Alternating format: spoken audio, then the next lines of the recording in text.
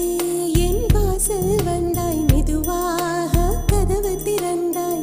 காற்றே உன் பேரை கேட்டேன், காதல் என்றாய்.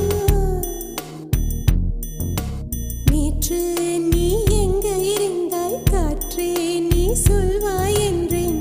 சுவாசத்தில் இருந்ததாக சொல்லி சென்றாய். துள்ளி வரும் காற்றே, துள்ளி வரும் காற்றே, தாய்மொழி பேசு. நிலவுள்ள வரையில்